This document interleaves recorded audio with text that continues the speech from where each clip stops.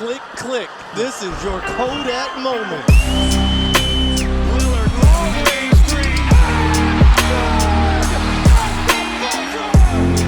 Mascot.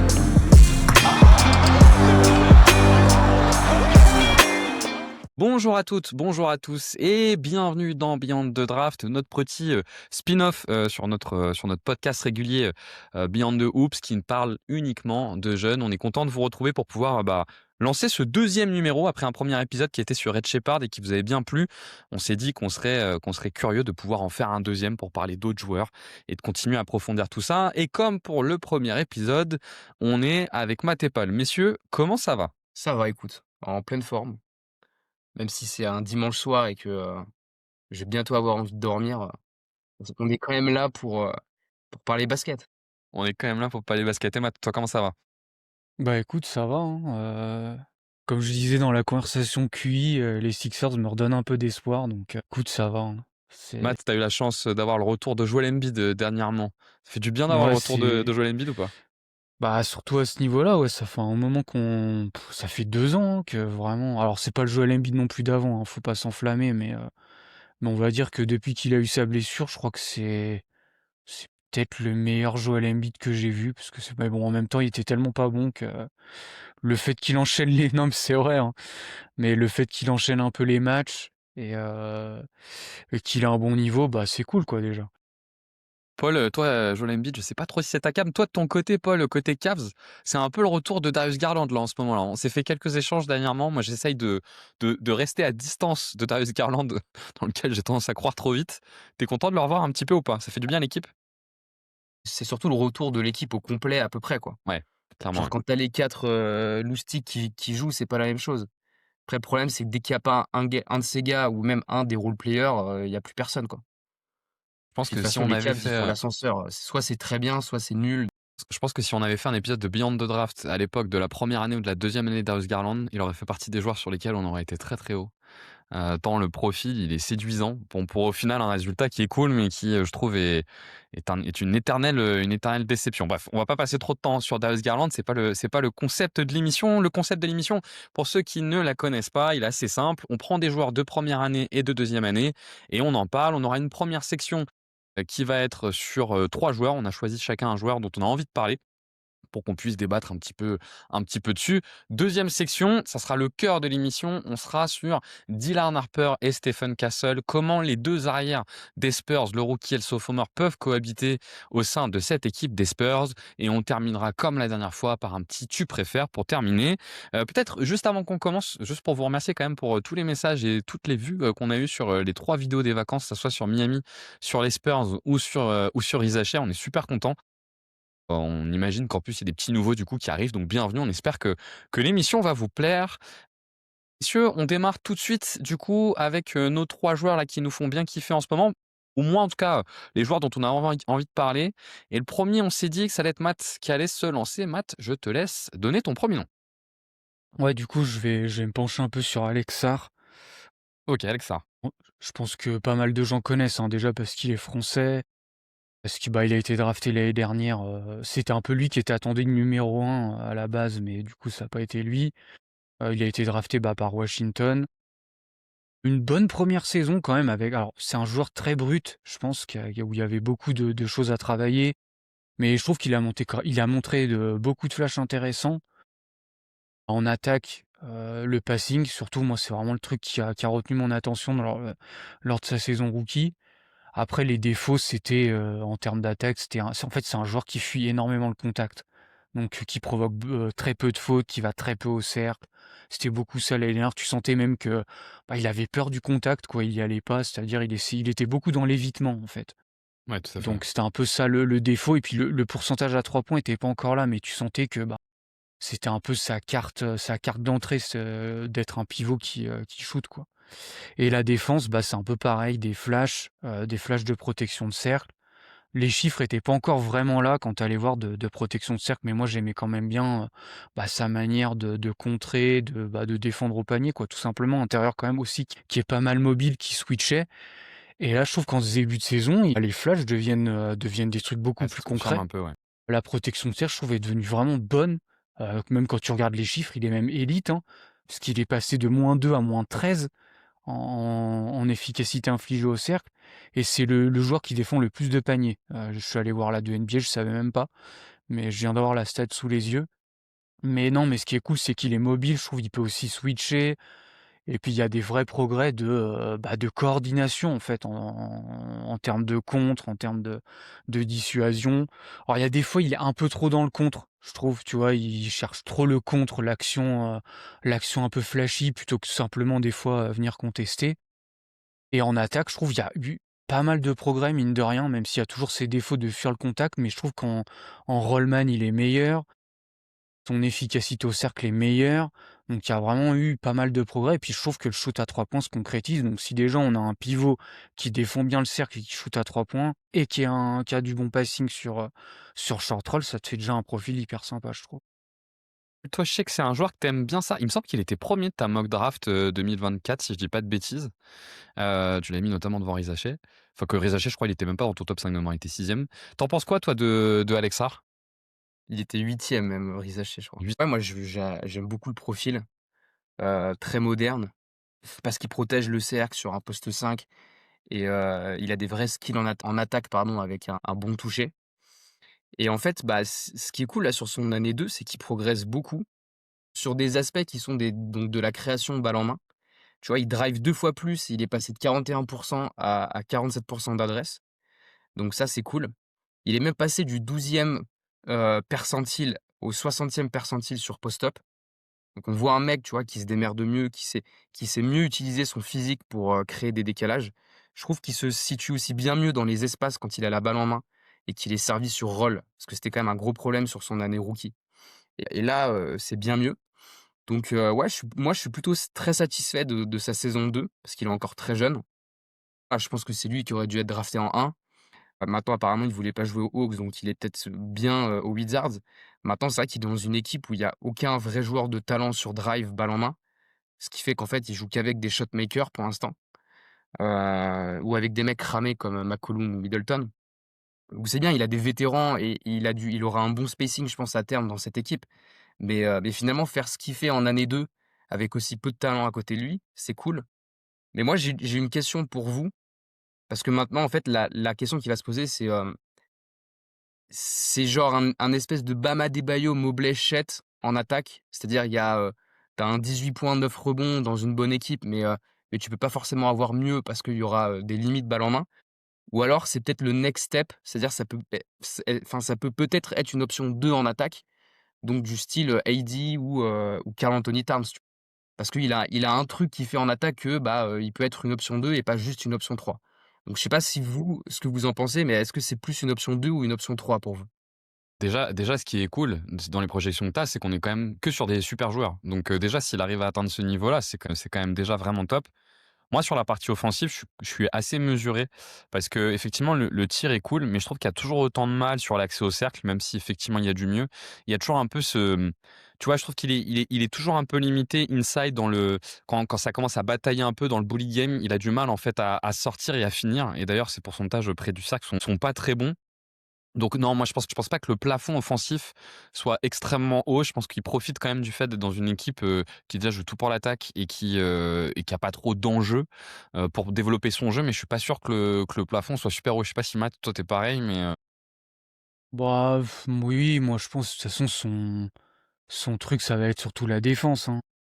Après l'attaque, non, comme je dis, s'il a déjà le shoot à 3 points qui devient très bon, bah, là il doit être à 37, mais si ça continue comme ça, 37-38 sur un bon volume.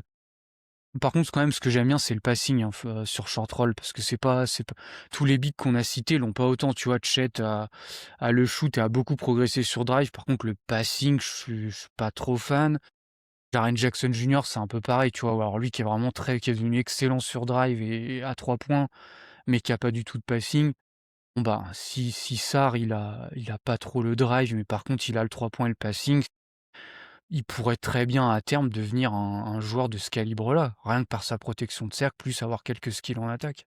tu vois, Paul, je te renvoie la question pour que tu puisses nous donner aussi ton avis, mais moi, ça permet de lancer sur une deuxième question que je m'étais posée avec lui, qu'on avait évoquée tous les 2 rapidement l'année dernière. Moi, je le verrais bien se développer plutôt en poste 4 qu'en poste 5. Je suis pas sûr qu'en fait, le poste 5, ça soit l'endroit où il est le plus viable parce que son combat intérieur, parfois, je le trouve un peu limité et que sur le pick and roll, alors effectivement, il a beaucoup progressé, hein. Mais je pense qu'on peut avoir des limites. Tu as cité tout ce qui est lié au drive. Moi, je trouve qu'il a un footwork aussi qui est pas mal. Et j'ai l'impression que tu vois, dans cette NBA qui aime bien remettre des postes 4 un peu grands, tu as parlé de Mobley, tu as parlé d'Holmgren. Moi, j'aimerais bien le voir aller là-dessus. Je sais pas ce que tu en penses, toi. En fait, moi, c'est souvent un débat qui m'énerve un peu ça, parce qu'en fait, on s'en fout un peu dans la NBA actuelle. Dans le sens où, bah, en fait, si tu veux du spacing, il y a un moment où en fait en playoff, quand Sarr jouera en playoff, il faudra du spacing, donc tu auras envie de le mettre poste 5 pour avoir un full spacing. Et vu que bah, il est quand même physique, il prend des rebonds, ce sera pas trop un problème. Après, ouais, ce sera peut-être jamais élite en pose d'écran. Il va pas non plus batailler au cercle pour prendre des rebonds off, mais c'est pas non plus un problème parce que le spacing sera plus important en playoff. Et en même temps, bah, oui, tu auras toujours envie d'avoir un mec qui bataille, au rebond pour faire le sale boulot à la Hartenstein, au Thunder, ou je sais pas, à la Nimaskita, tu vois, aux Celtics ou à la Cornet aux Spurs. Donc il y aura toujours besoin d'avoir ce genre de profil-là et je pense qu'en playoff, c'est des mecs où ils ont intérêt pour paniquer ton spacing à jouer 5. Donc le débat, en fait, il est vite. Tu le vois comme ça, toi aussi, Matt, ou pas? Ouais, moi je pense qu'il faut l'utiliser en spacer, hein, de toute façon. Après, tu vois déjà le fait qu'ils moi je trouve que l'équipe elle est quand même pas mal, hein, défensivement entre, Keyshawn George et Alex Sarr. Ça te fait déjà 2 bons défenseurs qui bah, tu as un qui défend, le panier, l'autre qui est un peu plus polyvalent. Donc, tu vois déjà c'est cool. Après ce qui leur manque eux, bah, c'est un créateur quoi, hein. Il leur manque encore leur option 1, très clairement, mais l'équipe je trouve est déjà sympa, puis c'est encore des très jeunes joueurs. Donc quand tu vois Sarr déjà les progrès qu'il a fait entre rookie et sophomore et pareil pour Keyshawn George, je veux dire c'est 2 joueurs qui ont énormément progressé entre l'année 1 et l'année 2. Donc tu vois progression des jeunes plus bah, là je dirais c'est cool qu'ils soient mal classés, hein. Parce que pour moi cette équipe-là, elle doit encore aller à la draft, elle doit Oui, encore, oui, elle doit aller encore aller au bah, elle draft. doit encore aller Mmh. choper des bons joueurs et on espère pour eux, bah, un top choix comme ça ils auront ce qui leur manque, c'est vraiment un créateur balle en main. En tout cas, on est plutôt content du coup de cette deuxième saison là de Alexandre Sarr où il y a des bons progrès. Il y avait quand même un peu d'inquiétude à la fin de la première année parce que toutes les questions qui étaient liées à l'adresse au cercle, à la capacité à aller au cercle étaient quand même un peu inquiétantes. Et là, on a des choses qui nous rassurent un petit peu. Deuxième nom, Paul, je te donne la main. Quel est le joueur dont tu voulais parler? On va parler de Jeremiah Fears, le combo guard, des Pels. On en avait pas mal parlé, l'année dernière aussi parce que c'est un joueur que j'aimais bien. Il avait, beaucoup produit en NCAA. Alors il y a eu des hauts et des bas parce que c'est un porteur de balle petit qui était très jeune. Donc il y a eu des bonnes choses, mais il y a eu aussi, des trous d'air, en milieu de saison, mais il a plutôt bien fini la saison à Oklahoma et il arrive dans un contexte qui est quand même vraiment pas facile où, il y a pas vraiment de talent à côté de lui, il y a pas de spacing, il y a pas un pivot pour faire du pick and roll, qui pose des vrais écrans, quoi. Donc un contexte pas facile et finalement, bah, on voit que Fears, il produit beaucoup. Donc c'est un vrai meneur dragster, plus combo parce que, il est pas encore pu un pur meneur créateur pour les autres, mais il est très à l'aise sur drive, il a sans doute le meilleur handle de la draft et et en fait sur drive, il arrive, à vraiment, se créer des chemins au cercle très facilement, parce qu'en fait, il est très agile, il est très, souple aussi, et vu qu'il a un centre de gravité bas, en fait, il prend souvent l'avantage sur ses défenseurs. Et puis il a un premier pas de zinzin. Il a un premier pas de zinzin. Ah, il est Effectivement, il est très agile rapide, et mais son premier pas, c'est une folie, son quoi. son 1er pas est assez ouf. Maintenant, bah, c'est un joueur qui produit beaucoup, mais pour l'instant, il est pas efficace. Le shoot, rentre pas trop. Il va pas non plus énormément sur la ligne des lancers. Donc on a un mec, tu sens qui a des vraies qualités, balle en main, qui aime bien aller au cercle et qui va beaucoup au cercle, donc ça, c'est quand même rassurant, avec un vrai toucher par moment pour finir. Mais pour l'instant, bah, il est pas hyper efficace, il n'arrive pas à trouver d'adresse, sur short pin, même s'il a un bon petit shoot sur une jambe, qui fait mouche, sur certains matchs. Et le seul truc, moi, où je suis limite un peu déçu sur ce début de saison, c'est que c'est le playmaking où c'est pas top. Alors beaucoup de ballons aussi, même s'il a un très bon handle et qu'il perd pas beaucoup la balle sur son handle, bah, par moment, il a des sauts de concentration qui fait qu'il perd la balle. Mais je m'attendais à un peu mieux Après, faut quand même parler du contexte, où le contexte est cata autour de lui. Il y a pas encore une relation, qui est, je pense qu'à terme, on peut avoir une relation Queen Fears qui peut être cool, mais pour l'instant, on la voit pas trop, quoi. Moi, je trouve que ce qui est cool, dans son profil, c'est les 46 de tirs qui sont pris au cercle. Tu le dis, il va énormément au cercle. Heu, mais effectivement, je suis d'accord, t dans le prolongement un peu de ce que tu dis, tu vois, tu te poses un peu la question de quels sont les atouts qu'il est capable d'ajouter à celui-ci. Parce qu'il a un peu du mal à être efficace au cercle, il paye sa taille. C'est un 6-3, mais moi, il me donne l'impression sur le terrain d'être vraiment tout petit. Tu as l'impression que presque c'est un 6-6, on dirait parfois, j'ai l'impression de voir Isaiah Thomas, tu vois? Ouais, mais il fait pas Tellement, petit, moi, je trouve. toi, tu trouves qu'il fait pas petit? Ouais, et on le voit en défense où, tu vois, il a quand même pas mal de playmaking défensif pour gratter des ballons ou pour contrer. Il a fait un match, tu vois, il a fait 2 contres, dernièrement, là. Donc je trouve que c'est vrai qu'il est petit, mais il fait pas vraiment petit. C'est ça qui est cool. Alors moi, je trouve qu'il fait petit visuellement, mais je suis d'accord que sur la défense, c'est pas trop mal. Toi Matt, tu penses quoi de Jeremy Fears? Moi, je trouve qu'il fait petit, ouais. C'était toujours un peu mon problème. Moi, j'étais pas ultra fan, à la draft parce que le handle, par contre, est vraiment très, très bon. Je pense que c'est ça qui le fait aller au panier. Après, moi, ce qui me dérangeait, c'était le playmaking, quoi. Je trouvais que c'était moi, j'ai jamais été trop fan parce qu'il manquait trop de playmaking dans son profil. C'était vraiment, scoreur, quoi. Scoreur parce qu'il a un bon handle, il arrive à aller au cercle, mais c'est pareil, je trouve que sa taille l'empêche d'être efficace au cercle. En tout cas, c'était le cas du côté d'Oklahoma, là, quand il était en NCAA. Alors, en NBA, je m'attendais à pire et je trouve que c'est pas si mal en vrai, surtout vu le contexte parce que vraiment, en plus, quand je l'ai vu atterrir à New Orleans, j'ai dit: «Mais enfin, le contexte est horrible, quoi, pour lui» parce que, t'as quasiment aucun joueur off-ball, à part Trey Murphy et Herb Jones. Tu le mets au milieu de Zion, d'Eric Queen c'est des joueurs qui veulent la balle, en fait. Là, tu as 3 porteurs de balle, en fait. Donc c'est un peu ça qui me paraissait compliqué, mais j'ai trouvé que c'était pas si mal. Après moi, je trouve qu'il a pas non plus trop de jeux off-ball, donc tu vois, c'est un peu ça qui me dérange. Puis bon, la défense, même si vous en avez parlé, il y a des trucs pas mal, mais c'est un joueur qui peut se faire cibler, quoi. Donc c'est un peu le problème, je trouve, c'est qu'en fait, quand tu as un profil où tu peux te faire cibler, pour moi, tu dois être un peu «irréprochable» en attaque, entre guillemets. Tu dois avoir beaucoup de qualité pour qu'en fait on se dise: «C'est pas si grave que tu sois pas très bon en défense» et lui, je trouve que c'est pas le cas. Ouais, moi, je suis un peu dans la même ligne de Matt, juste en complément, moi, ce que je m'étais noté, c'est effectivement que la def était pas si mal. Je trouve qu'en fait, sur son playmaking, en soi, il a pas un mauvais playmaking. Je trouve son jeu de passe est pas mal. Sur les alley-oops, il arrive à en trouver quelques-uns, mais il paye sa taille, en fait. Et dès qu'il se fait edge, le problème, c'est que c'est bête, hein, mais quand on vous prend à 2, si vous êtes petit, c'est dur de passer au-dessus des grands bras. Et du coup, on le ressent pas mal sur son playmaking. Et du coup, Paul, moi, la question que je voulais te poser, c'est, donc on est sur un joueur où clairement il y a un super pouvoir, c'est le premier pas. Le premier pas, il est dingue, ça lui permet d'aller au cercle tout le temps. La défense, elle est OK, mais est-ce que tu vois, toi, un joueur qui est capable de s'installer 30-35 minutes par match et d'être un générateur d'attaque, tu vois? D'une attaque de haut niveau? Ou est-ce que tu penses qu'il va un peu payer son profil à un moment donné, manque de passing, efficacité? Enfin, comment tu projettes à terme, quoi? En fait, je trouve que ses lectures sur son passing pur, elles sont bonnes parce qu'il sait bien anticiper dans quelle zone le joueur va aller. Et c'est vrai que malheureusement, on le voit pas assez, mais encore une fois, je trouve que c'était quand même un joueur de pick and roll et il y a personne pour faire du pick and roll avec lui, quoi. Ou en fait, on lui met soit Queen, soit Zion dans la raquette et il y a personne. Donc j'aimerais bien voir, tu vois, un pivot, à côté de lui parce que je pense il a des vraies qualités sur pick and roll qu'on voit pas assez.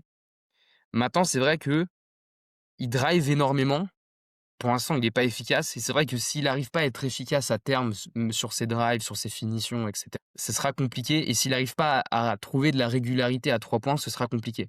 Moi, je trouve qu'il y a pas vraiment de red flag sur son shoot parce qu'il montre qu'il peut mettre des longues mids. Il est plutôt adroit sur la ligne des lancers. Il y va quand même plutôt, beaucoup en fait sur la ligne des lancers, tu vois? Pour son âge et pour son poste.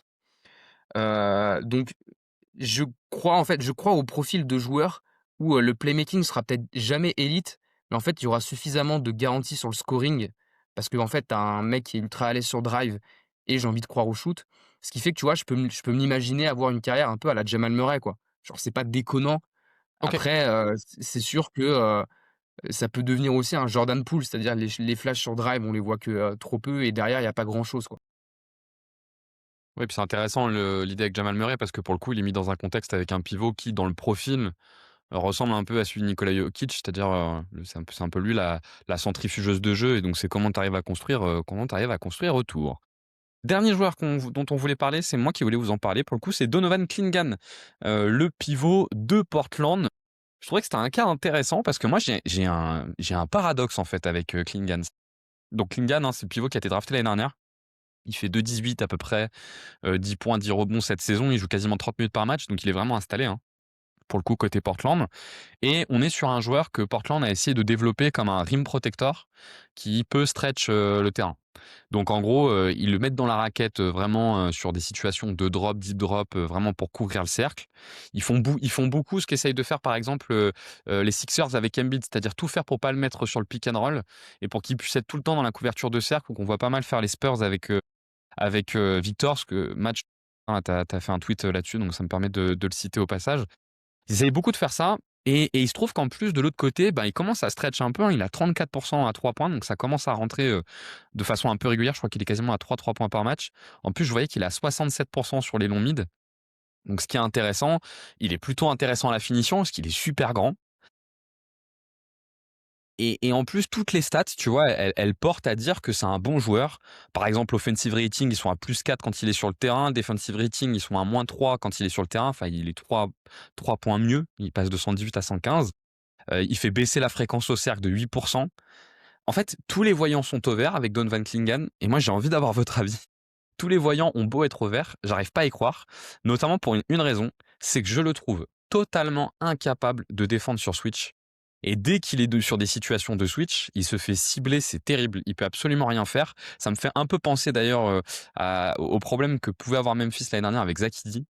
Et moi, ça me met dans un paradoxe de t'es face à un profil de pivot qui est très intéressant si tu arrives à mettre le contexte, défensif parfait autour de lui. Donc si tu arrives absolument à éviter le switch et il a un personnel défensif devant lui qui est exceptionnel. Mais dès que tu es sur du switch, pour moi, c'est la catastrophe. Matt, je sais pas comment toi tu le vois, Klingan et ce que tu en penses?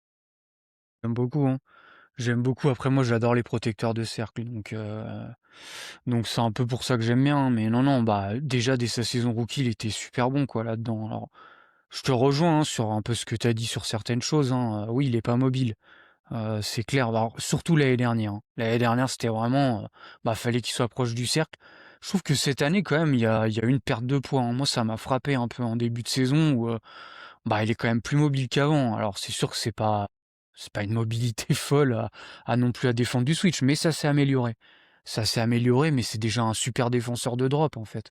Donc déjà rien que ça, quand tu as la défense sur drop d'élite plus la protection de cercle, bah, c'est quand même cool. Alors après, c'est sûr il peut se faire cibler s'il est sur ses schémas en switch, mais bon, j'ai envie de dire Portland, tu as quand même, une défense de périmètre qui est suffisamment bonne, je pense, pour le garder bas. Et après, bah, en attaque, bah, il y a le rebond offensif, hein. C'est un peu son super Oui, c'est pouvoir, vrai. hein, à lui, Oui, hein. c'est vrai. Le rebond halté, la bataille des possessions, tout ça. Et puis le shoot à 3 points, tu vois, j'y crois pas trop moi ça, je trouve pas Il est très, très qu'il dans a le pas tir, un hein. bon toucher, ou il a pas un super toucher. Là, je pense que c'est un peu une surchauffe là, hein, son pourcentage, en plus je suis allé voir au lancer franc, il a 65. Donc moi, j'y crois pas trop au shoot. Par contre, le truc que j'aime bien, c'est le passing sur short roll qui est pas non plus élite, mais qui est pas mal, tu vois? Surtout qu'il a joué à UConn. UConn, c'était un peu l'attaque, de Dan Hurley, là où il y a plein de mouvements, où il était utilisé poste haut. Il y a un match contre Golden State d'ailleurs que je me souviens que j'ai vu il y a pas longtemps, où à la fin du match, les Warriors se mettent à attraper, Deni Avdija. Clingan n'était pas sur le terrain parce que des fois Portland aime bien, faire du small ball pour tout switcher. Et en fait, il fait rentrer spécialement Clingan, pour faire le passing sur short roll et battre le edge. Et en fait, il a puni plein de fois la couverture. Donc il est jeune encore, il a quand même l'atout de la protection de cercle, plus un peu de passing et le rebond off. Moi, je trouve que moi, j'aime bien le profil, moi.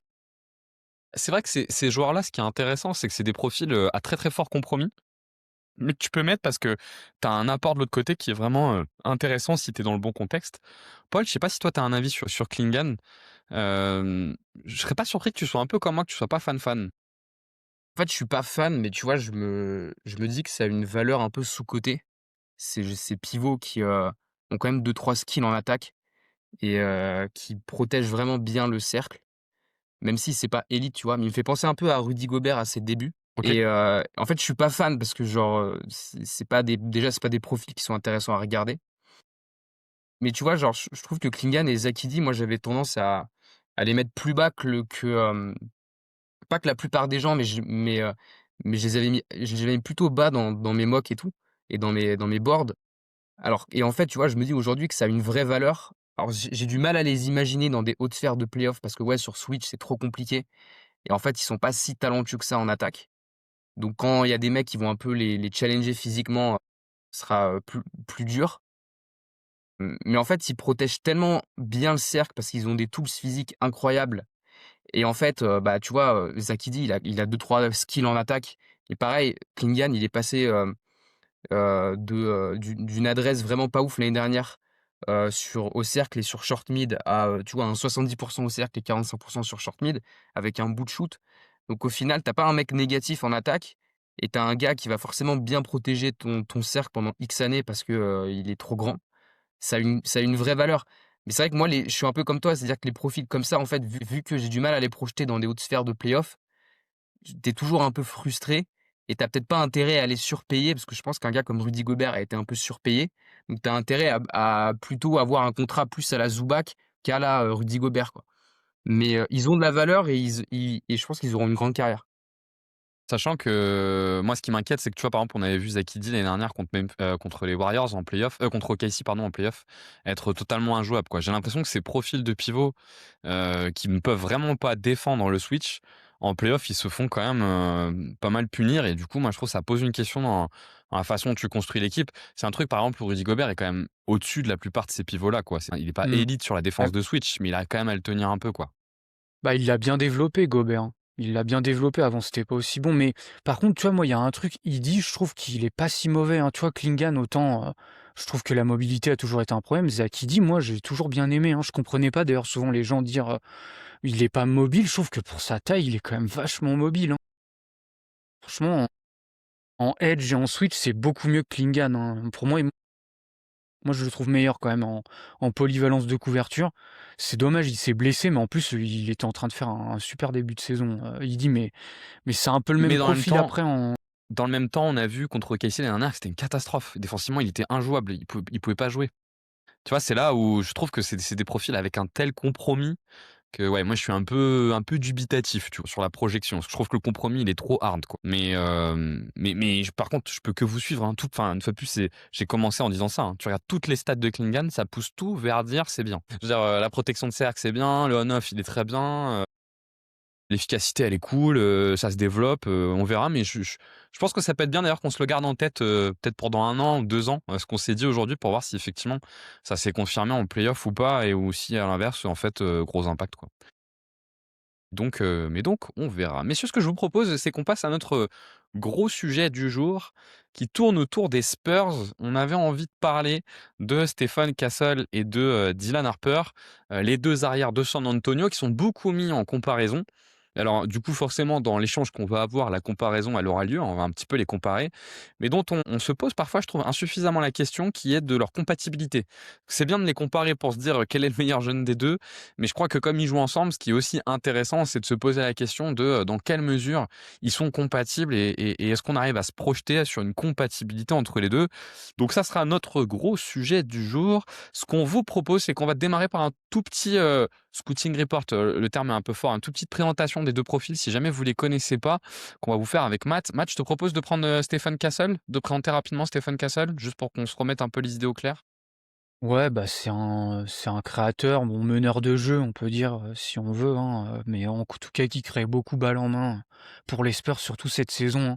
L'année dernière, je trouvais que c'était beaucoup moins, mais ouais, cette année, il joue, bah, pas mal les pick and roll, que ce soit avec Cornet, avec Wembanyama, heu, passing game, enfin, pour moi, il est devenu ultra complet, hein. Je pense qu'on y reviendra peut-être un peu après, mais bah, il y a le drive, il y a le passing. Le shoot, c'est pas ça, mais ça, de toute façon, c'était pas ça déjà, pour sa draft. Tu l'as pas non plus drafté pour ça, mais en tout cas, on va dire que le point faible de son jeu, c'est clairement le shoot, que ce soit en pull-up, en catch and shoot. C'est pas bon, faut le dire, hein. Même s'il les prend, hein, tu vois, par contre, c'est ça quand même que j'aime bien, c'est tu sens qu'il est pas non plus, il a pas un frein à ne pas du tout shooter. Il essaye quand même de les prendre. Après le shoot, ça peut s'améliorer des fois avec le temps, donc on va dire que c'est peut-être pas le défaut rédhibitoire de certains défauts que tu peux avoir. Donc voilà et puis la défense rapidement, moi je trouve que c'est un top défenseur. En fait, ce qui est cool avec son profil, c'est que ça devient un fort créateur, mais même la défense du point d'attaque est excellente, quoi. Alors, jusqu'à quel point ça va durer? Parce qu'on sait souvent quand tu t'emmagasines du volume en attaque, ben, forcément, la défense, tu la délaisses un peu, mais en tout cas, pour l'instant, des 2 côtés du terrain, il est très bon. Ouais, moi je suis un peu, je suis ce que tu dis, hein, sur Stephen Castle. Moi j'adore le joueur, vraiment, c'est un de mes coups de cœur là. C'était mon coup de cœur déjà en début de saison dernière. J'en avais parlé assez tôt, j'avais tout de suite beaucoup, beaucoup aimé et donc probablement que je suis un peu biaisé. C'est-à-dire que, tu sais, quand tu as un joueur que tu aimes bien, tout de suite, souvent tu as tendance toujours à le voir avec les yeux positifs. Moi, je trouve qu'il y a dans les qualités que tu as pas citées, alors le passing, je trouve que tu en as presque pas assez fait. Moi, je trouve vraiment que son passing, Oui. quand je prends les joueurs de sa génération, j'en vois pas un à ce niveau-là, même s'il y a pas mal de déchets. Je trouve qu'aussi, tu as parlé de la défense, mais que le hustle game, il est très, très fort dessus. Aller chercher les rebonds offensifs, batailler à l'intérieur et pour moi, le super pouvoir de Stephen Castle, c'est sa capacité à aller dans la raquette, qui est juste incroyable. Il y a un truc quand tu regardes Stephen Castle, c'est que tu as l'impression qu'il finit toujours par être dans la raquette à un moment donné. Et ça, moi, je trouve ça super fort. Paul, je sais pas ce que tu en penses, toi, de Castle. C'est un joueur que tu aimes bien sur ce que tu as vu ou à l'inverse, il y a des trucs qui te posent un peu Non, souci? il est vraiment impressionnant, sur ces 2 premières années et c'est un profil vraiment, unique parce qu'en fait, à la fac, il était utilisé dans un système avec énormément de systèmes complexes sous Dan Hurley. Donc j'avais du mal à voir vraiment le top prospect. J'étais un peu plus bas que la moyenne sur lui et finalement assez rapidement, en fait, tu le vois qu'il est responsabilisé balle en main, qu'il est dans un effectif où tu peux faire que ça parce qu'il y avait pas encore Harper, il y avait pas encore Fox, où Wemby était un peu blessé.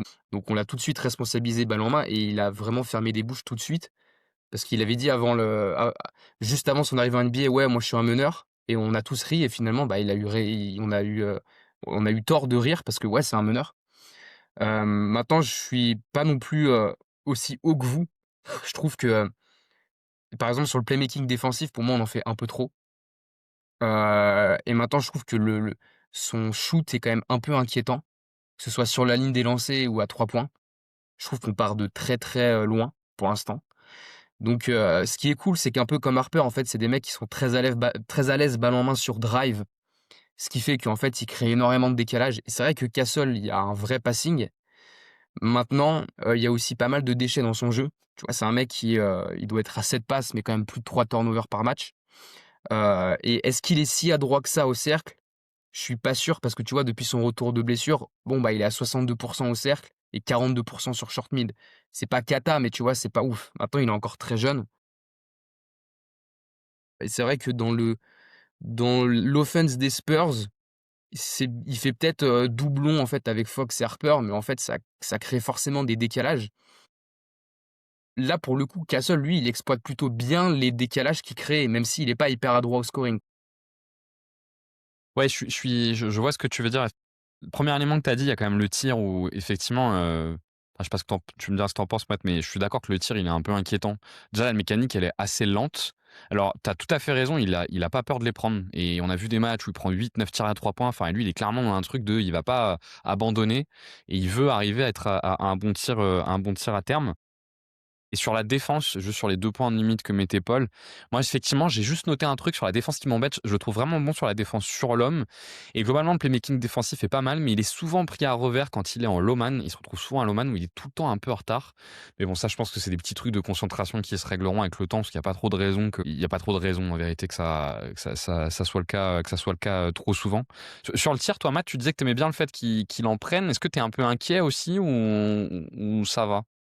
Bah, non, je suis pas non plus hyper positif, c'est son point faible, hein. Le toucher est pas trop là. Alors le toucher près du cercle est pas si mauvais, hein, mais pour l'instant le toucher de balle, on est, tu vois, 70 lancers francs. Non, c'est un peu la crainte, hein, quand les équipes on verra en play-off, mais ça risque peut-être de passer sous les écrans ou des trucs comme ça. Je trouve que pour l'instant par contre il s'en sort hyper bien parce qu'il est ultra costaud en fait. Puis il est grand, hein. Bon, justement tout à l'heure on parlait de Fears, lui il fait 6'6", puis il est épais. Puis bon, il a tellement un pouvoir sur drive, on l'a pas dit, mais sa décélération, elle est incroyable. Moi, je trouve que c'est incroyable. Autant il y a des joueurs qui ont un drive, qui ont pas trop de nuances. Lui, il en a au moins 4 ou 5 des nuances à chaque drive et c'est ça en fait qui crée du décalage et puis je crois que le playmaking, j'en parlais juste comme ça, mais moi je suis aussi un peu amoureux du profil, mais le playmaking il est incroyable aussi, vraiment. Sans vouloir trop en faire, souvent des fois j'essaie de pas trop m'emballer, mais là vraiment je trouve que lui, en fait c'est tous les timings de passe qui sont toujours faits, je trouve au bon moment. Je trouve qu'il a un vrai cerveau en fait, hein, en termes de faire la passe au bon moment, mais vraiment au bon moment, tu vois, de millimétrer que quand l'aide, c'est à tel timing que je dois faire la passe. Tu vois, il y a l'action là, je sais plus contre qui c'était, où il fait la passe à Wemby contre la planche. Je crois que c'est contre Utah, mais tu vois C'est même ça, Cavs. tu sens qu'il le calcule, tu vois, c'est calculé 2 secondes avant. Il scanne un peu le terrain et il voit que Wemby est à tel endroit.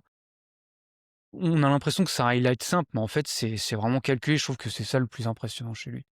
Je trouve qu'en fait, je suis complètement d'accord avec toi et là où je le trouve ouf, c'est globalement sur tout ce qui tourne autour de la menace d'Alioup. Où il est incroyable parce qu'il est tellement capable d'aller. Alors après, il a 2 partenaires de alley-oop de dingue, hein, avec Wemby et Cornet, mais il est tellement capable d'aller chercher le alley-oop que derrière, il fait énormément de manipulation de défense et il y a une variété dans les passes qu'il fait qui est assez incroyable. J'ai vu que Guillaume l'avait comparé un petit peu à Luka Doncic. Il a demandé s'il n'y avait pas un peu de Luka Doncic. Moi, je trouve qu'il y a un peu de Chris Paul dans ce qu'il fait sur le passing. Ça qui me parle pour le coup. Du Jimmy Et et donc, de ouais. Ja Morant aussi un peu. Diamant et de qui tu dis Et le premier? Jimmy Butler. Et un peu de Jimmy Butler. Ouais, c'est vrai qu'il y a un peu de Jimmy Butler. Et je joins ce que dit Matt. Effectivement, en fait, le toucher au cercle, il est cool, mais il est pas incroyable. Mais ce qui fait qu'il est bon au cercle, c'est le footwork. Le footwork, il est hallucinant. Et effectivement, ça c'est très cool. Donc, on regardera après un peu comment on peut les faire jouer ensemble, juste pour passer sur Harper. Sur Harper, moi, ce que je me suis noté, globalement, il y a beaucoup quand même de green flag hein, sur Harper, et je pense que dans beaucoup de drafts, il aurait été premier pick. Il est caché par Cooper Flag, qui pour moi est un joueur générationnel, enfin qui est vraiment incroyable. Mais lui, il est assez fabuleux. On a globalement un joueur qui balle en main est très assuré parce que son dribble est vraiment bon. Et on parlait de Stephen Castle, il a peut-être un dribble qui est meilleur que Stephen Castle d'ailleurs, pour le coup, qui en plus est cumulé à un footwork qui a des appuis. Je sais pas ce que vous en pensez, mais on a quand même rarement vu ça chez un rookie, qui a quand même des appuis de dingue. Et tout ça, ça lui permet de beaucoup aller au cercle. Et surtout, son début de carrière, ce qu'on voit, c'est il s'appuie beaucoup sur sa capacité d'aller au cercle pour être viable dans les matchs.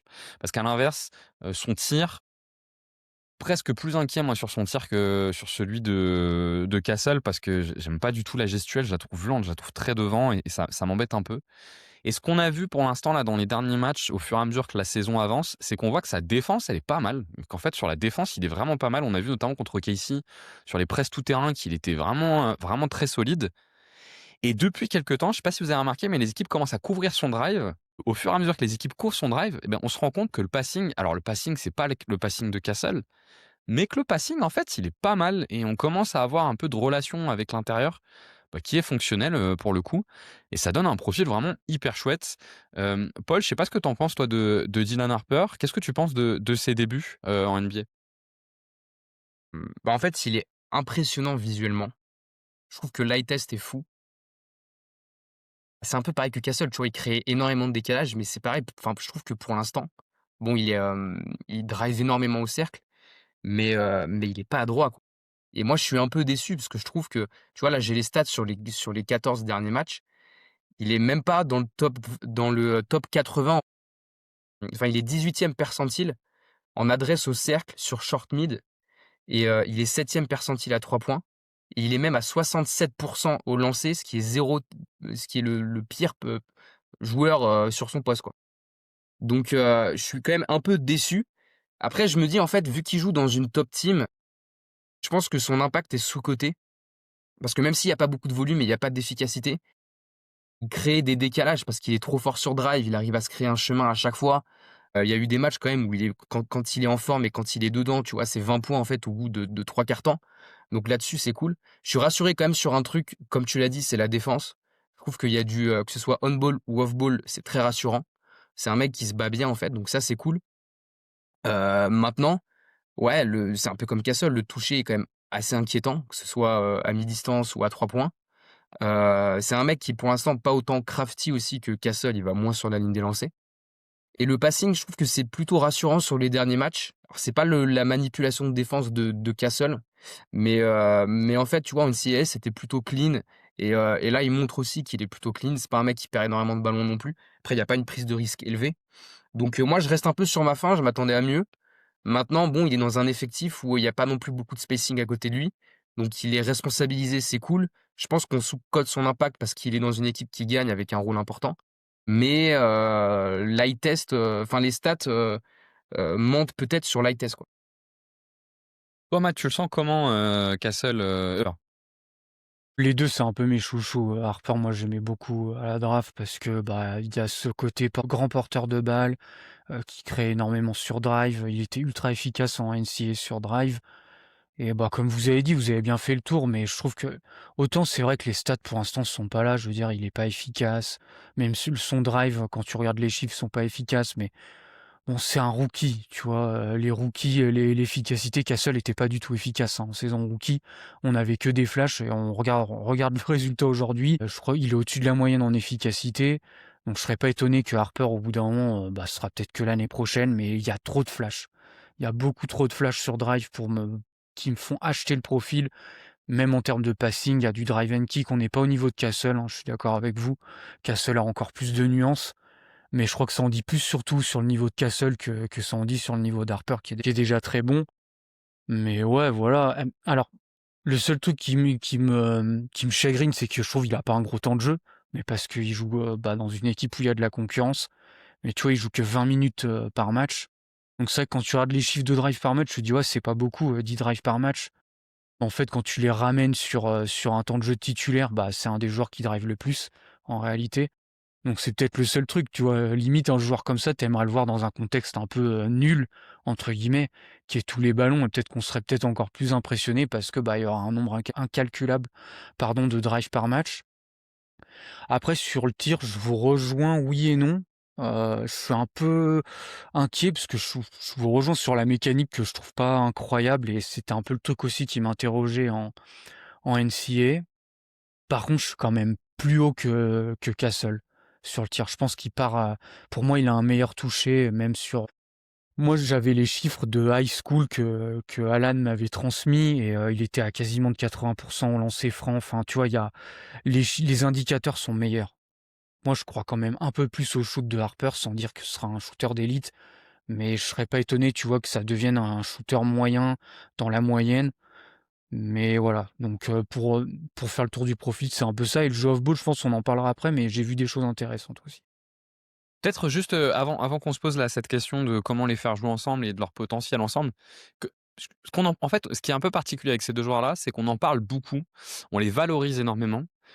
Sachant qu'ils sont dans une équipe qui joue presque déjà allez, à la finale de conf, en tout cas, le top 8 on va dire, le top 8 NBA et du coup, on s'était dit qu'il y avait une question qui pouvait être intéressante de se poser, comme on vient de se faire les profils, c'est quelle est leur vraie valeur aujourd'hui? C'est-à-dire si on met de côté l'âge, c'est quoi la vraie valeur de ces 2 joueurs aujourd'hui dans un roster NBA, qui plus est dans une équipe, qui cherche à jouer le titre? Tu vois, moi, par exemple, ce que je me suis dit, c'est que déjà les 2 ils sont jouables dans une équipe qui veut aller loin parce que, ils sont viables via leur défense et ça c'est vraiment cool. Ça leur permet, presque de s'assurer des gros temps de jeu et on l'a d'ailleurs vu contre Casey où ils avaient tous les 2 un vrai temps de jeu. Je trouve que Castle, si on essaye de poser son vrai niveau maintenant, ce qui est cool, c'est que c'est un joueur qui peut te lancer des runs par son playmaking. Il y a un petit problème avec le trop gros volume de déchets qui fait que parfois il peut même casser un peu des runs de son équipe parce qu'il a trop de déchets. Mais je trouve que c'est un joueur qui peut déjà te faire un peu péter une défense, parce que son passing est dingue et parce qu'il arrive à tout le temps aller dans la raquette et d'ailleurs moi je trouve que contre OKC, c'était un des meilleurs en fait, côté Spurs quoi. Peut-être on peut commencer avec Castle dans le niveau vraiment à l'instant T, sans compter l'âge et le potentiel. Vous le mettez comment Matt? Toi Castle, tu le ranks comment? Ah moi je trouve qu'il est déjà, viable, hein, de par sa création moi, hein, en attaque c'est clairement ça, hein. On l'a dit, il a tout le cocktail, d'un créateur, que t'attends, le playmaking, la création offensive. Le seul défaut, bah, on l'a dit, c'est le shoot, mais tu vois, tu l'as cité contre OKC, bah, c'est le meilleur joueur des Spurs en tout cas en attaque, hein, moi je trouve, hein. Tu vois, Wembanyama, moi j'ai encore pas mal de réserves sur, son jeu en attaque et je trouve le fait qu'il donne plein de ballons à Stephen Castle, ben, je pense que c'est pas pour rien non plus, hein. c'est parce qu'en fait, bah, quand tu passes par lui, c'est peut-être là où tu crées les meilleures situations pour ton équipe. Déjà parce que Wemby, on l'a dit, c'est une cible de alley-oop de bah, peut-être la meilleure qu'on ait jamais vue, et c'était un peu le défaut, je trouve, qu'on avait les années précédentes, c'est que pas beaucoup de joueurs, arrivaient à le trouver. Mais tu vois aussi le fait que, bah, il y ait De'Aaron Fox, où on pourrait se dire, bah, c'est un vétéran. Il y a, tu vois, certains coachs, bah, ils sont un peu obligés en termes de vestiaire et parce que c'est un vétéran de lui donner plein de ballons. Bah, en fait, on se rend compte que Castle, il a plus de ballons de Fox, mais je pense, bah, parce que le coaching staff se rend compte que, bah, tu crées un meilleur jeu avec, bah, avec Castle qu'avec Fox en porteur de balle principal.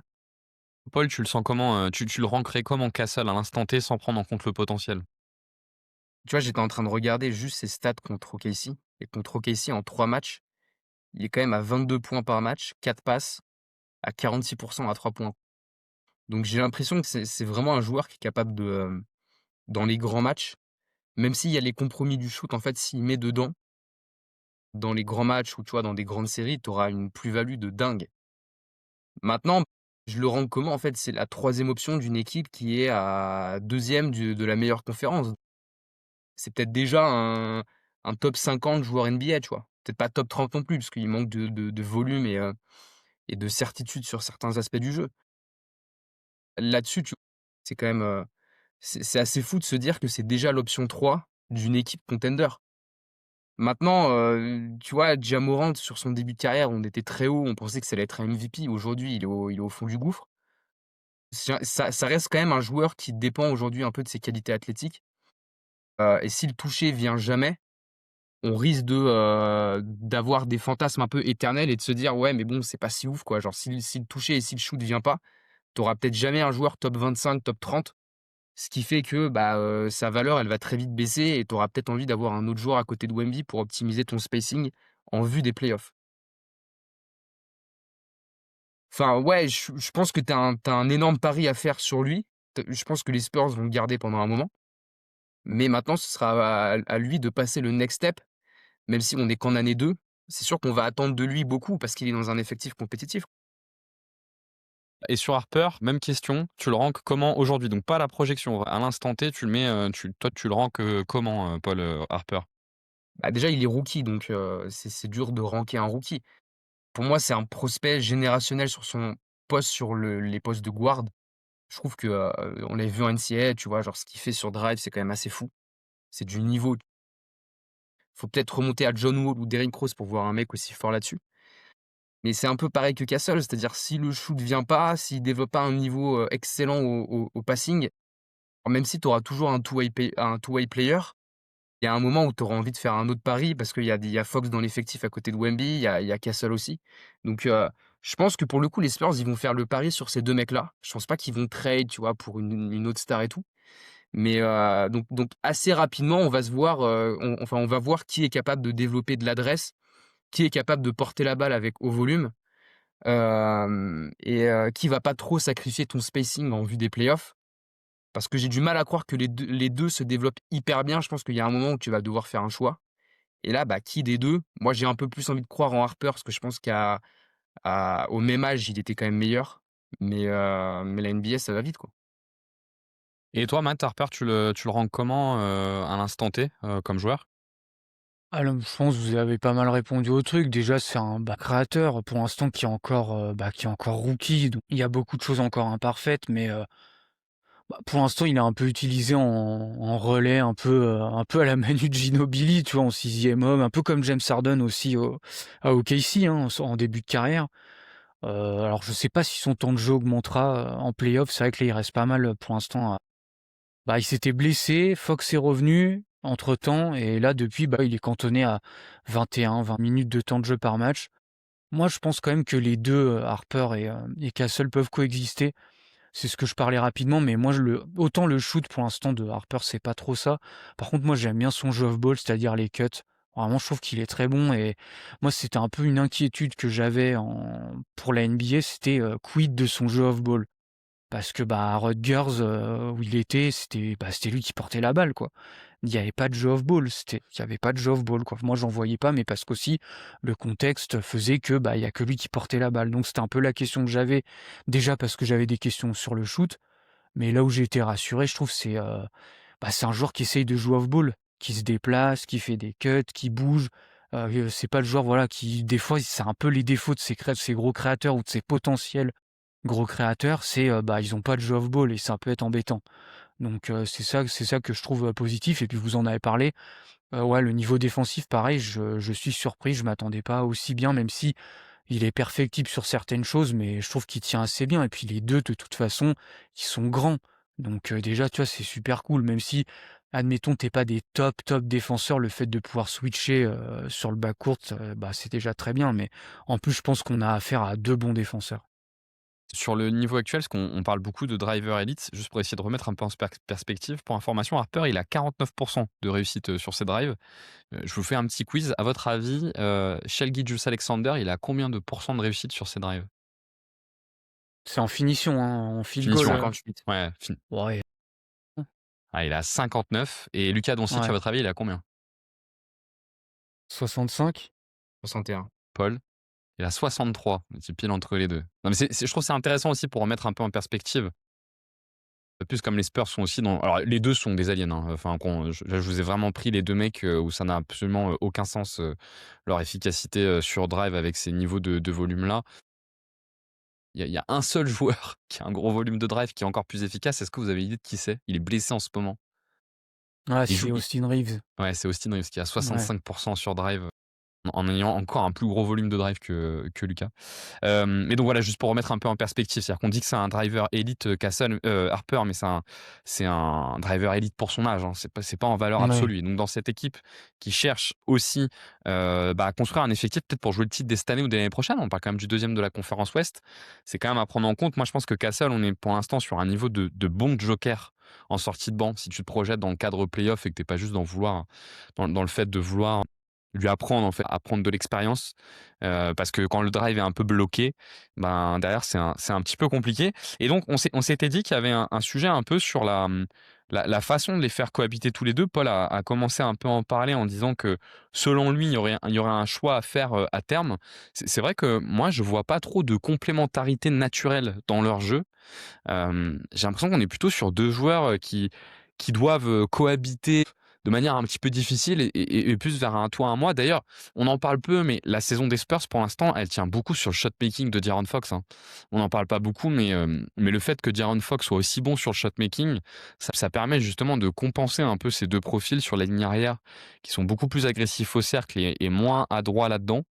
Et moi, j'ai même un petit, paradoxe, c'est que je trouve que le meilleur des 2 sans ballon. Alors Matt, toi, tu as dit que tu aimais bien le jeu de Dylan Harper sans ballon, mais je trouve quand même que le meilleur des 2 sans ballon, c'est Castle. Vraiment pas mal en fait sur le jeu de cut et sur la capacité à notamment sur les post-up de Wemby à aller finir sur les cuts.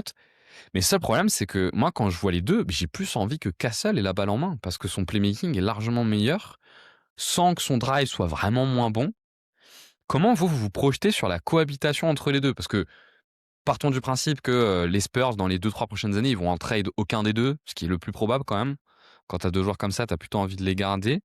Comment vous vous projetez sur la cohabitation entre les 2, sur 2 joueurs qui sont quand même, des mecs qui sont tenus d'être dès la saison prochaine tous les 2 à plus de 30 minutes par match, quoi?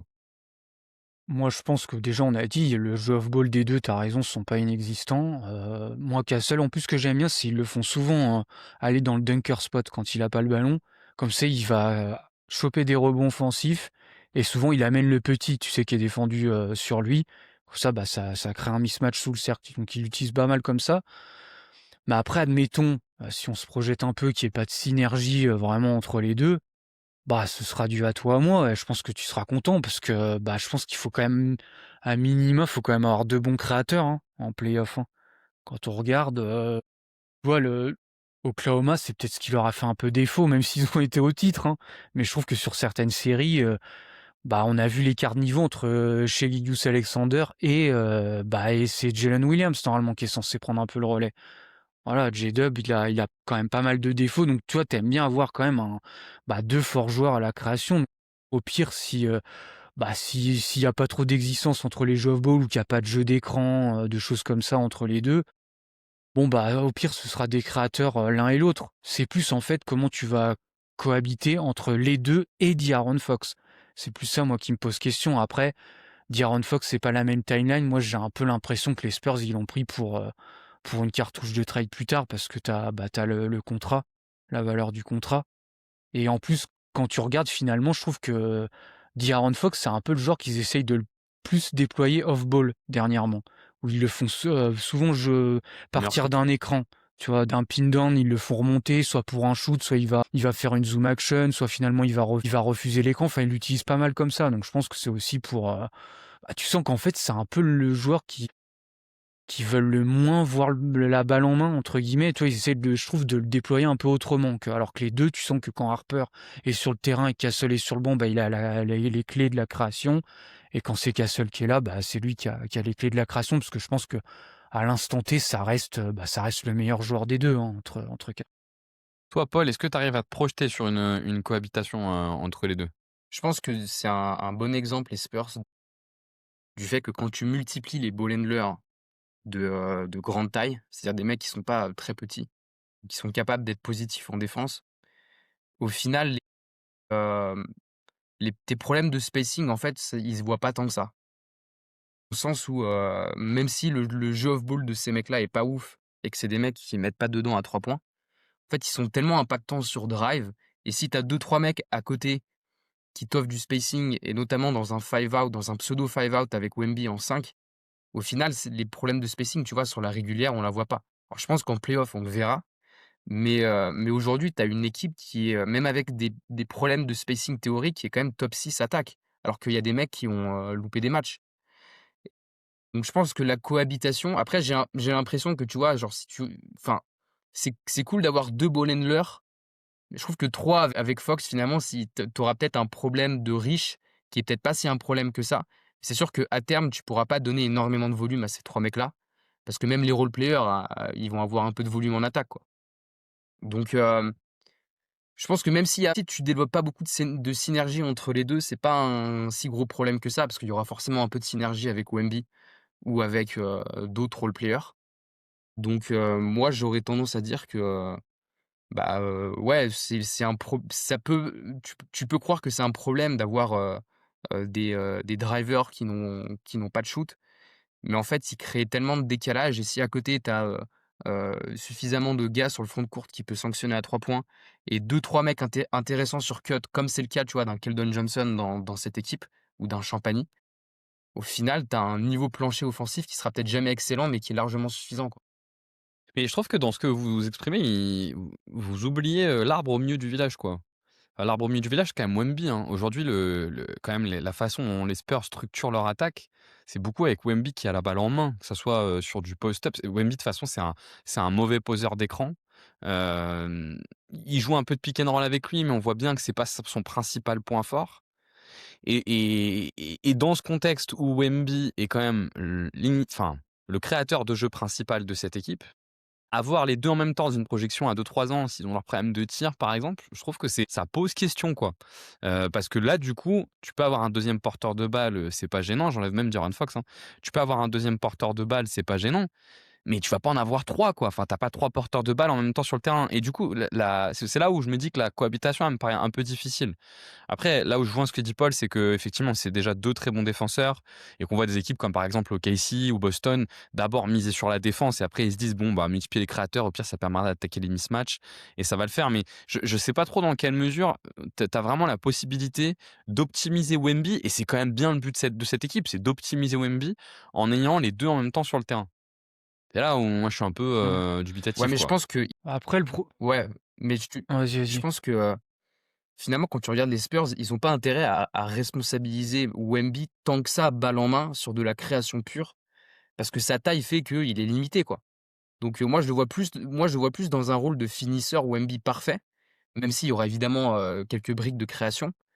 Comme ils le font actuellement, ils le font plutôt bien et du coup, d'avoir des mecs, en fait, qui sont parfaits dans la création, parce qu'ils créent beaucoup de décalage sur leur qualité et balle en main et ce qui fait que c'est pas vraiment un problème et je pense que c'est limite mieux d'avoir ces profils-là à côté de Wemby. Alors il y a un moment où il va falloir un peu plus de spacing et avoir un joueur qui t'apporte un vrai spacing, mais ce qui est pas le cas pour moi dans l'effectif actuellement. Mais je vois pas en quoi c'est un problème et je trouve que justement ils sont très fit avec Wemby sur cet aspect-là parce que Wemby, il sera, par sa taille, quoi qu'il arrive, limité en fait sur le pur aspect, création pure. Matt, comment tu le sens, toi? Ouais, je rejoins ce que dit Paul. Moi, ce que j'allais dire surtout, c'est, moi la que Wemby créateur, je suis pas convaincu, hein, encore, hein. Moi, pour moi, il y a trop de défauts, souvent l'attaque, elle patine, hein, quand ils essaient justement de lui faire trop porter la balle. Bah, sur post-up, il y arrive pas, hein, il crée pas vraiment de différence. Il a encore un dribble qui est haut, le handle est perfectible. Enfin, moi, je trouve qu'il va pas au cercle. Je trouve qu'on a fait un pataquès de ce premier match-là contre Dallas, où j'ai vu beaucoup de gens s'enflammer sur son drive.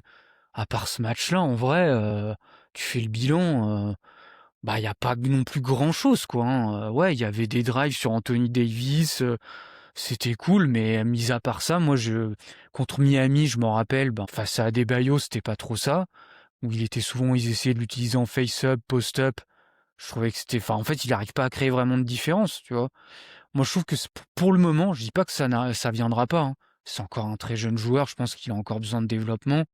Et pour le moment, là, à l'instant T, je trouve que son meilleur rôle, c'est en finisseur. Et bien sûr, tu vas l'utiliser par moment en création. Je dis pas que tu vas l'utiliser que exclusivement en finisseur.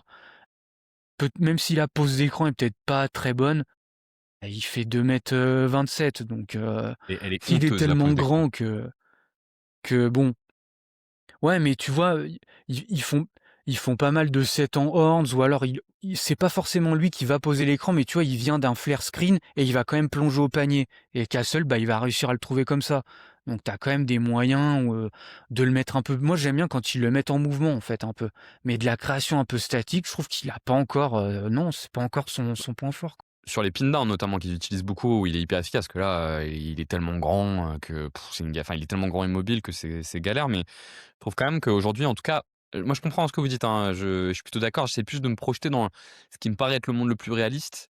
C'est que alors on verra, hein, ça va évoluer, mais Mitch Johnson aujourd'hui, ses 3 principaux sets d'attaque, c'est le post-up de Wemby, c'est les pin downs de Wemby et c'est les handsets.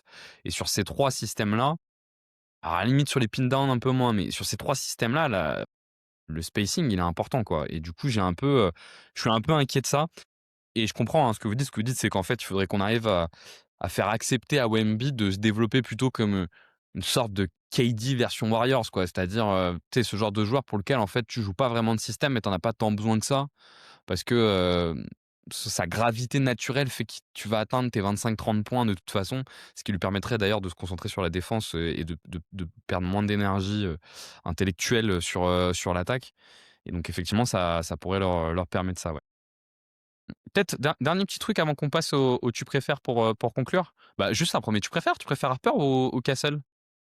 Je parle pas de maintenant, je parle, en tant que prospect, en tant que projection. Selon vous, dans 5 ans, c'est lequel, qui est top 10 NBA? Ouais, moi, je préfère Harper. Paul Harper, Matt? C'est dur parce qu'en plus, j'aime beaucoup les 2 moi, hein. C'est vrai que Castle m'impressionne énormément. Ah, j'ai quand même envie de dire Harper, hein, en tant que, moi j'étais tellement haut sur lui, j'ai quand même l'impression, surtout que là on voit que ça.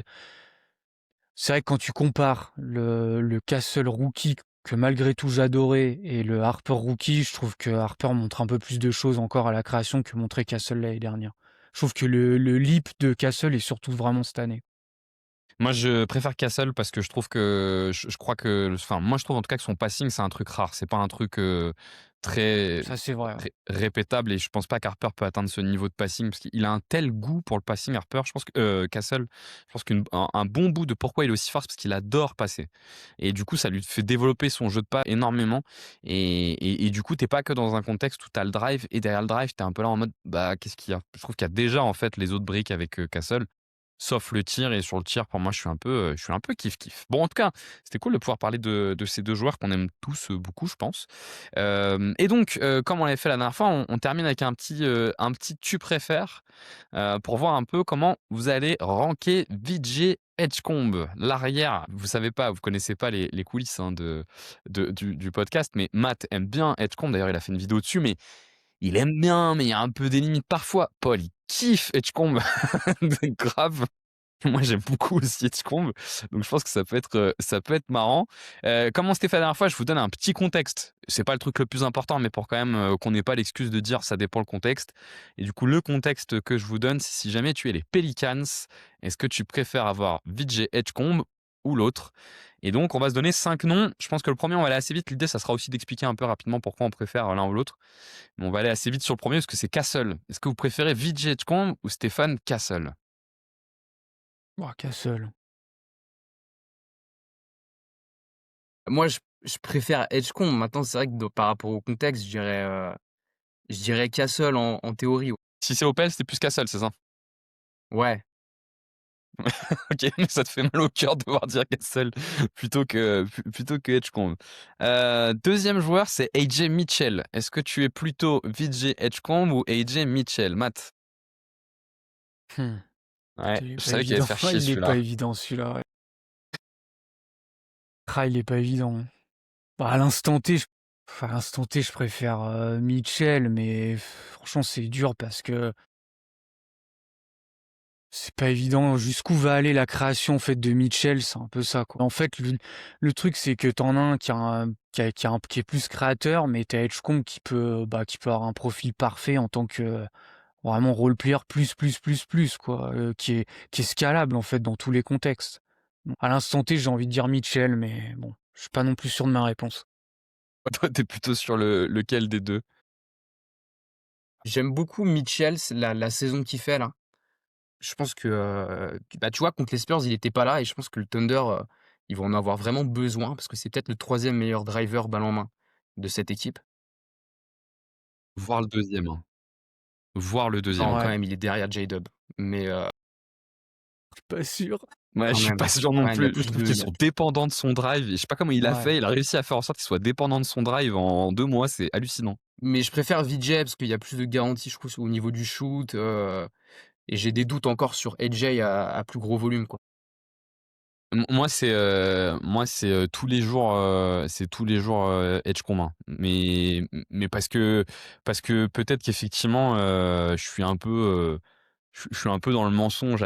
Pour information, A-Dub est à 48% sur drive, avec 7 drives par match et AJ Mitchell, juste pour donner un ordre d'idée, avec 10 drives par match, donc il drive plus, il est à 53%.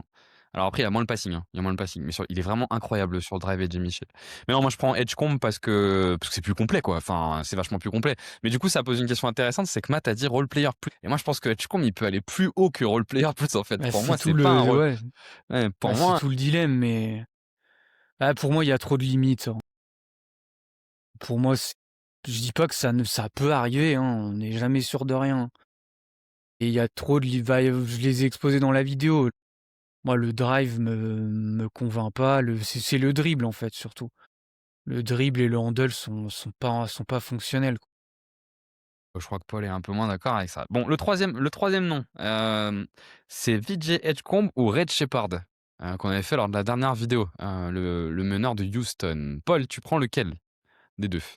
J'aime beaucoup, Reed pour le coup, là, c'est 2 chouchous, mais ouais, je prends VJ. Je trouve que Reed Shepard, balle en main, dès qu'il faut aller un peu au cercle, même off de catch, tu vois, c'est pas suffisant. Défensivement, alors il a une grosse défense off ball, mais on ball, c'est pareil, c'est trop limité physiquement, donc pour moi, c'est clair que c'est VJ quand même. Ouais, pareil. Là, pour le coup, pas trop d'hésitation parce que le problème, c'est que Shepard, c'est un créateur imparfait, donc je préfère l'assurance, puis même, ouais, même, tu vois, c'est de la création, mais c'est surtout son shoot, en fait, hein. C'est surtout son shoot à Shepard qui fait, sa valeur et bah, la défense, je trouve que Vijay est déjà largement meilleur et puis même, enfin, tu pourras le garder plus longtemps sur le terrain aussi. Il va jouer Vijay, il joue déjà 35 minutes et je suis sûr qu'en play-off, ce sera le cas. Alors que Shepard, je suis pas sûr que, tu vois, toutes les séries, il pourra jouer autant. Je pense que Red Shepard, il est très, pluggable avec, d'autres forts joueurs. Ça, c'est vraiment un de ses gros atouts parce que son spacing, enfin, ce qu'il apporte en spacing est assez dingue. Après oui, la partie défense est trop problématique. Moi, je suis aussi sur Vijay Edgecombe. 4e nom, là, je suis allé chercher sur des joueurs, les 2 derniers, c'est des joueurs qui sont NBA depuis 3 ans. C'est Brandon Miller, le 4e nom, qui est là plutôt dans mes chouchous à moi, que j'aime beaucoup, Brandon Miller. Paul, est-ce que tu prends Edgecombe ou Brandon Miller? Ouais, je prends Edgecombe. Défensivement, j'ai beaucoup plus de garanties. Puis même au shoot, finalement, Miller, tu vois, c'est un peu régulier. Sur drive, c'est pas suffisant, ce qu'il montre. Balle en main, peut-être parce qu'il est trop grand. Donc je prends Brandon Miller. Moi, je suis moins que toi sur Brandon Miller. Enfin, je prends, pardon, Edgecombe parce que je suis moins que toi sur Brandon Miller. Matt, toi, tu prends qui? VJ, c'est vraiment, mais alors sans hésiter.